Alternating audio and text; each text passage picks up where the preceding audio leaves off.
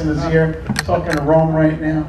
Yes. I got a question. Yes. I'm a first-time purchaser of your first-time pinball I ever bought was yours. Really? What'd you buy? I bought the Wizard of Oz. Yeah, great choice. But I was searching for a nephew for a toy one. And I had no idea what was happening with this resurgence and the company. I fell in love with the nostalgia of the magic of the Wizard of Oz. I got to give you the microphone. I'm sorry. I fell in love with the nostalgia of the Wizard of Oz. Everyone knows that tale. I'm 50 years old. I got a 14-month-old boy. Wow. I want to gift him that one day. Do you plan to hold on to produce those nostalgia type of themes, those nostalgia type? Yeah. You know, those are the ones that motivate me. And to know the price of the machine, I had no idea. It was very hard. And then I realized the magic. What's your name? Alex. Hi, Alex. Pleasure. I went to the factory to visit your factory before I made the purchase, and it was just. Was I there? Your daughter was there. Oh, okay, good. And I traveled from Long Island to New York, and I see the magic, and I am committed to purchase future if there is that nostalgia. I'll sign this guy up and take his money. Well, thank you. You know, this never gets old, and again, you know, just to say it's a blessing and it's wonderful to hear that, I don't take that for granted. I really appreciate that. It's very humbling on behalf of the whole company that puts all their heart and soul into making these products, you know. And yeah, you know, they're going to be products that, you know, last generations. I mean, that's what it is. I mean, we're still fixing some pinball machines made in, you know, the 30s and 40s, and Dave was around then as a little kid when they were brand new, and he was playing them. He can tell you how many were made. Yeah, he was at the factory making them. So, you know, absolutely come back to the factory. What theme game would you like to see? Let me ask a question. And Butch, you don't have to give me anything for it. I mean, again, this is all new to me, but I'm reading and I'm learning, and then all these people, my first show too, this is my first show. I hear rumors, and to me... I hear things, I hear things. I mean, Willy Wonka. Oh, next question. Toy Story. Take that thing back from me. I'll live. Okay. Okay. That's good. Those would be great titles for pinball machines, wouldn't they? It would be amazing. Imagine those games as pinball machines.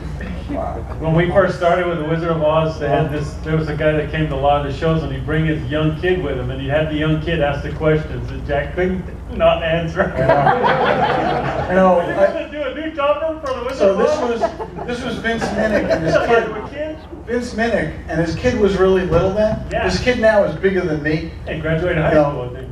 Yeah, yeah. Holy cow.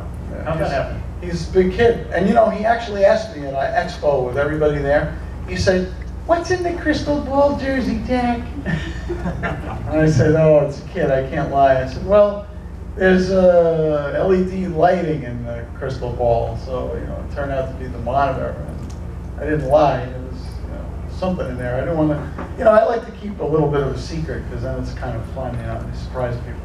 Yes. Yeah, I worked in arcade, played around with arcade games for a while, and trying to get into pinball. What are some good skills to learn when you're talking about getting setups and all that kind of stuff?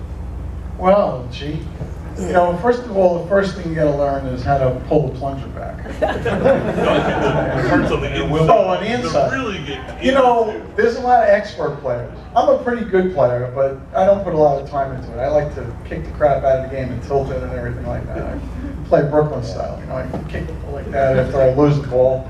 My games are all wrecked, you know, so I wouldn't do any of that stuff. But, you know, post passing, catching ball, you know, learning the rules of the game is really important. Were you here earlier? Yeah, I'm not so much talking about the rules of the playing, I'm talking about like the making.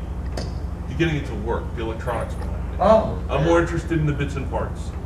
I'm kind of a hardware type of guy. There's plenty of those in the Very game. cool. That's kind of why I started with the stand-up arcade machines. Is the bits and parts intrigue me. Modular, very modular. Yep. Yeah, I like stuff that's like that. And Buy one of his copies. You know, the way to get into it, I would say this: buy a game, you know, and restore it. Well, no, I wouldn't do that. I would buy something you like, Sure. you know, and restore it and learn about it. You know, take it all apart, not at the same time, and put it all back together, Take lots of rebuild it. pictures. Or get a game that has a really bad playfield in it, and buy like a new playfield, and learn how to take everything off one playfield and put it on another, and wire it, and what all the parts actually do. Why do they do that? Take, kind of a simple game, even if it's an electromechanical game. Sure.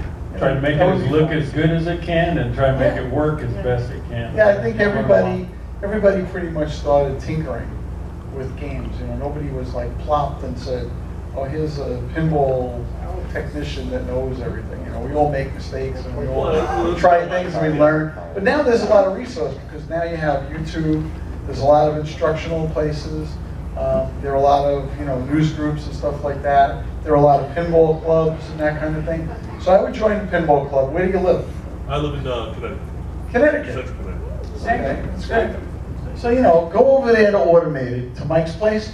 Mike's got a ton of crap in his building. I mean, he's got a ton of great games in his building. Okay? They need to be restored.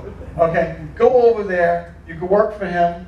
Okay, he'll pay you. Maybe you'll figure out how to do something with all his people. You can work on some of his games. He'll put you in a room with some of the games, and you'll learn how to fix games.